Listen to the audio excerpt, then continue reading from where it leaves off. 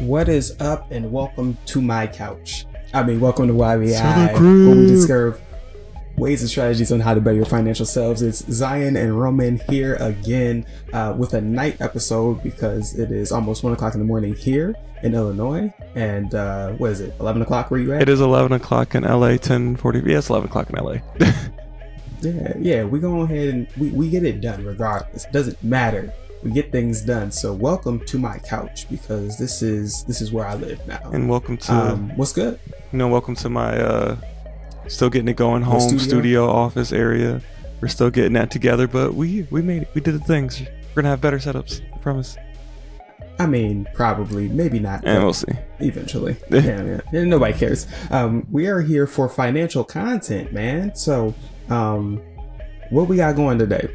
Today we're talking finances in the sense of labor, what's going on right now in the world, our kind of views on it, and just kind of our hot takes on everything that's kind of popping off with that.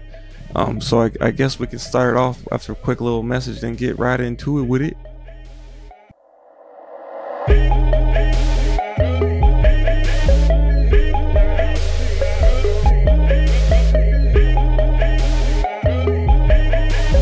Just go ahead and ask you, Zion, how are things going on your side of America right now in the East Coast, Western, as far as labor? How are people feeling? What are people thinking? Because I'm living in LA now. I don't know how that side of the country's kind of feeling with all this right now.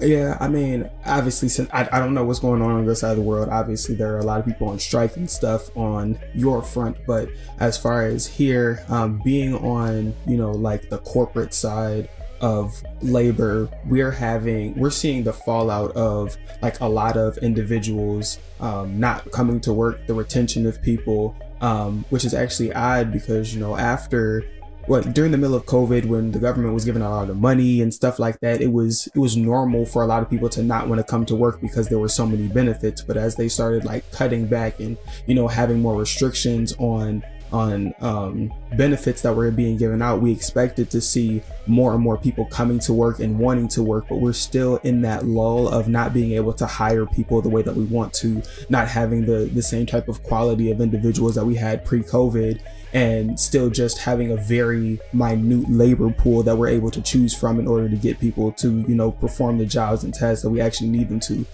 Turnover is really, really high right now. We're seeing so many people moving in and out of my company and a lot of other companies that are around us in the manufacturing world.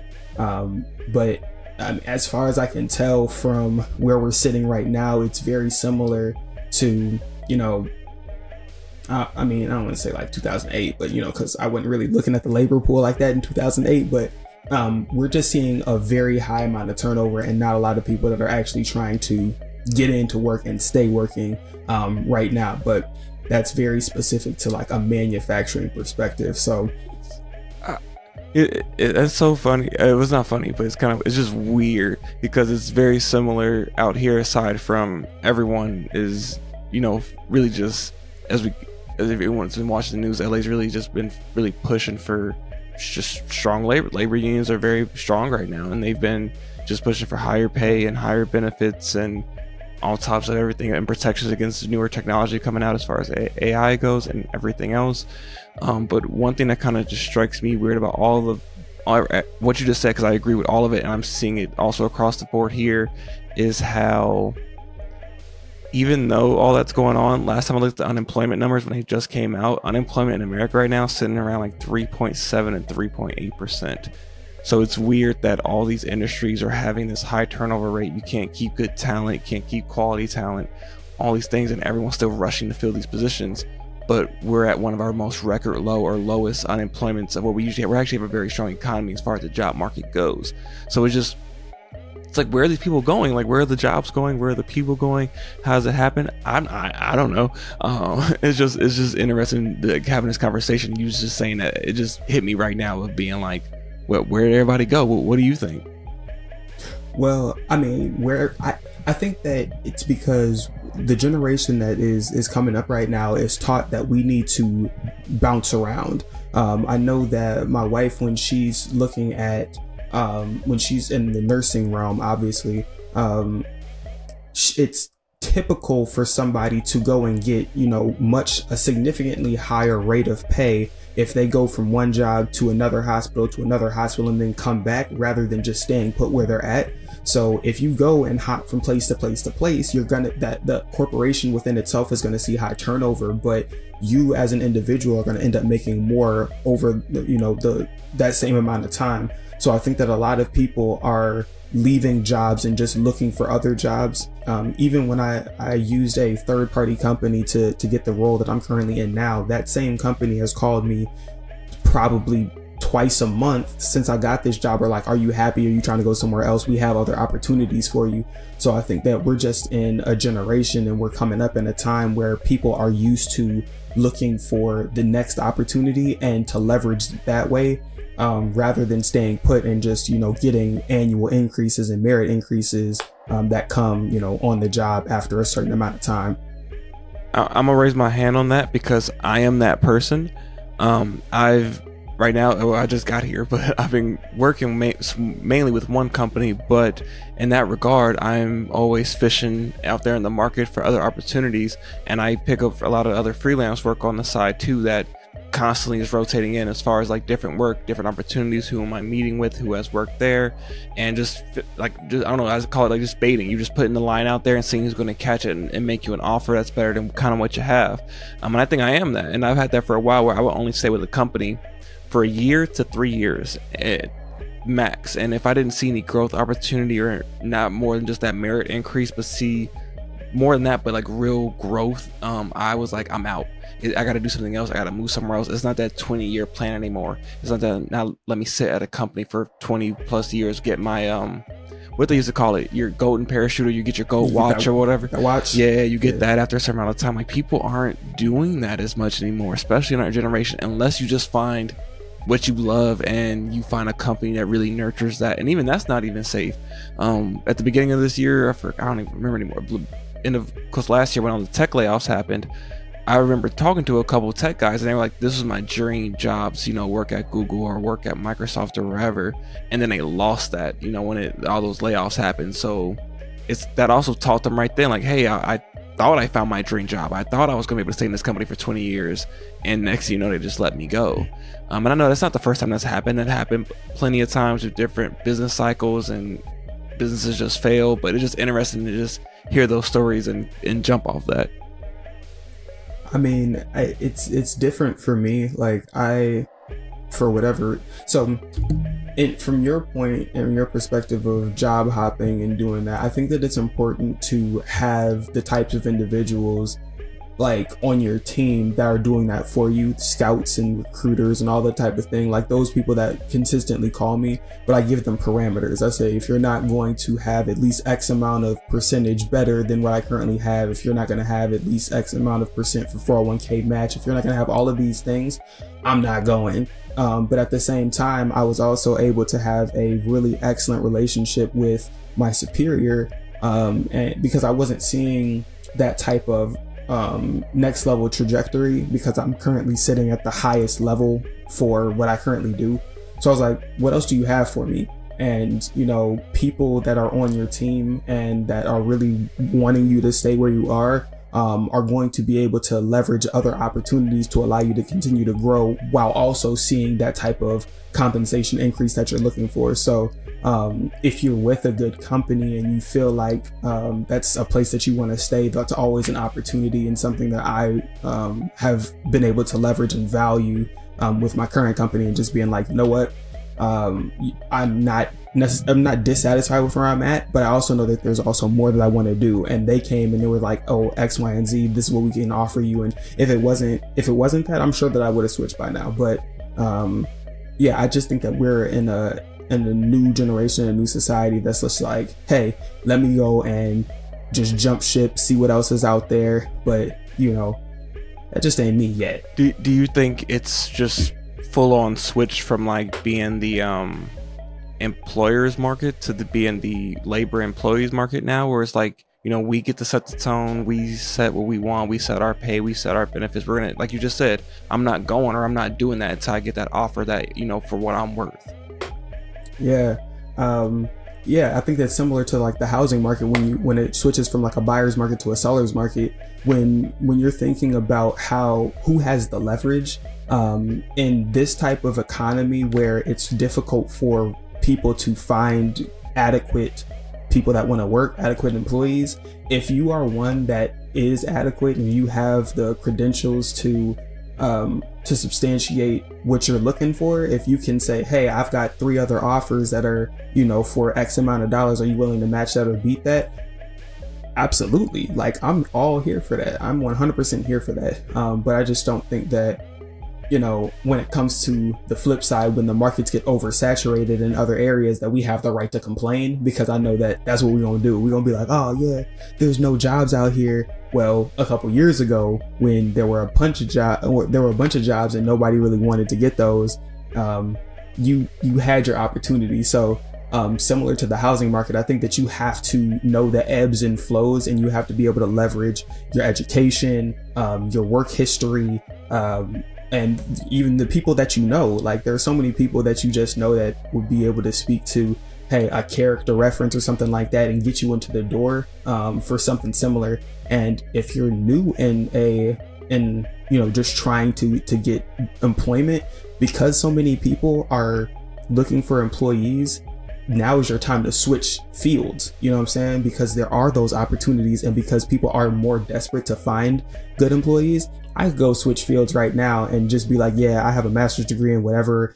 and I do X, Y, and Z. And people would probably give me an opportunity just because they're like, oh, well, at least you have X, Y, and Z background. It may not be specific to our field, but we just know that you're willing to put in work. And that's my opening right there. So I would say, yeah, that's interesting. Those are extra pro tips right there. I think more things to kind of, I feel like some people that are going to be watching this are going to want to know how do you stand out in this type of market right now if we're at this much low unemployment and jobs are being lost and taken from all. I don't know, it's so weird to always, I feel like on the news you always pop up and see jobs are being lost every day because of AI or whatever's taking over, but yet we see these numbers and hear these stories and we're like, there's clearly still work out there.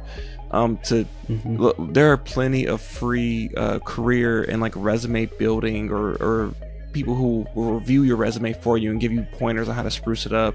There's recruiters, like Zion said. There's so many little tools and niches that you can kind of do to stand out in this market. But like you said, nothing goes farther than who kind of, I always go back to like almost who you know, putting that extra foot out there. I've done follow-up emails, follow-up phone calls, especially when you could find the HR manager usually on that website. You can connect with them on LinkedIn. You can send them a message and say, hey, I just want to follow up on this, or hit them up and see if they can just meet up for coffee or something like that. Going that extra step and that extra mile just took your resume from the bottom of whatever pile it's at up a few more steps, whatever you can do to do that, especially if you want that dream job or want that first foot in the door. There's sometimes I have either turned down other opportunities and they still call me for other things just from our conversation. They really liked me. I've had people that I didn't get the job with that hit me up for a different job later on with, because they were like, hey, you weren't a good fit for this one with us, we got another project for you. So never like count yourself down for what you might know, what opportunities might come from it. Yeah. And also just make sure that your resume is up to date. And yes, because always. People are using AI and stuff right now, you have to use the keywords, because HR managers are no longer reading resumes. They're filtering resumes through AI, you know, so you have to make sure that your resume has the keywords that these individuals are looking for. So just read through the job description, highlight those keywords, make sure that they're embedded in your resume, get rid of all the extra stuff like people have job history from 20 years ago. Nobody cares. Like, move on. Let's do like the last 5 to 7 years, stuff that's relevant to that job, you know, like just make sure that you're just one of those candidates that's going to stand out. Look for those keywords in that industry, whatever it is. So let's say you're an anesthesiologist. I don't know, put that in there for sure, but also maybe put some of the whatever practice patients you've had or anything like that. Put whatever keywords, whatever industry you are in, make sure that you splash those in there. If you're in a software engineering group or anything like that, and you have a specific software like Revit or AutoCAD, whatever it is, make sure you have those in there and make sure you have all those proficiencies in there, so they'll pop out when you get filtered in that motion. But yeah, Yeah. So I mean, all in all, the state of work in general, seemingly from the Midwest to the West Coast, is very much that there are opportunities there. It's just a matter of who's willing to go and seize those opportunities and who's been putting in the work over the last several years to make sure that they're ready for the opportunities as they've come. Because now there's a lot out there.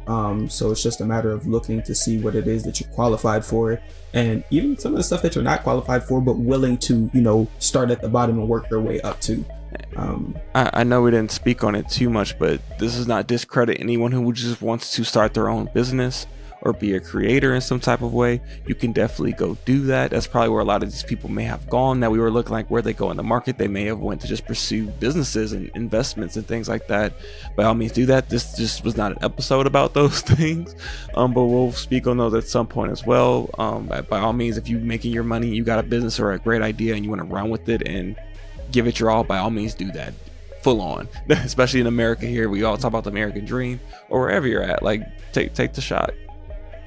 Yeah, absolutely. So let's hop into some Sterling statements. Sterling statements.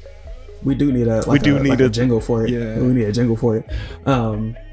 So we're gonna switch it up a little bit, and let's just highlight some of the things that have been going on, from our last episode to present, of things that you feel like have been positive, progressive, financial, non-financial. Like, what's been going on that you think that the people should know about you?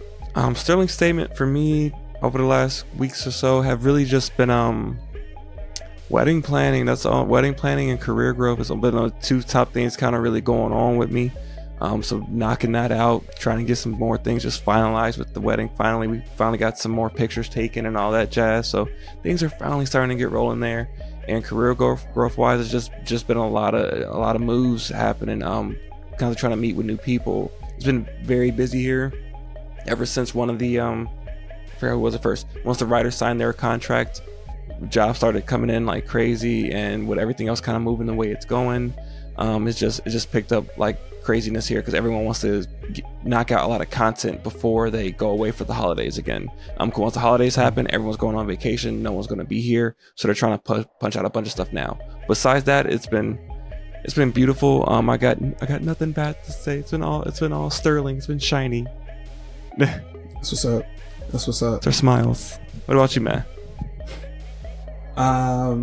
Well, I had a baby. Congrats! So, I don't know why I'm acting like I just heard it right now. Yeah, saying like the people didn't know. Well, if you were following our page, then you probably would have known because we reposted something about it. But yeah, I had a baby, so it's baby number 2. And yeah, realistically, it's just been a matter of positioning myself so that my children have better and more opportunities than I had, that they are just going to be set up. So really just using the last couple weeks to just put myself in a space where I can provide as much as I can for them. But yeah, it's a beautiful thing, having children is crazy. Big ups to old girl that pushed them out. She's a boss. So yeah, I got nothing bad to say, man. Like, it's a great time, and that's exactly why we're recording at 1 a.m. because the babies are asleep. So yeah, this is the time. We've been hustling, we've been running around trying to make these things happen, but we making it happen. Yeah. So I think that's gonna do it for us. Wrap it up on the baby news. Yeah. Go get a job. You can do it. Or don't. Whatever you want to do. I don't care. Whatever you want to do. I got one last pro tip, I guess, for my Sterling statement is, if you haven't already, actually, it was financial advice. Please see a certified financial advisor. But it is getting close to tax season, so you haven't already. If you do have an accountant, if not, get one. Talk to them and maybe start getting your assets or whatever in order before the end of the year. That way you can take advantage of any tax loss harvesting or any of that mumbo jumbo. But go talk to an accountant. Yeah. As always. Yeah, what he said. We may be young and we may even be broke, but we are always investing, guys. Till next time. Peace. Peace.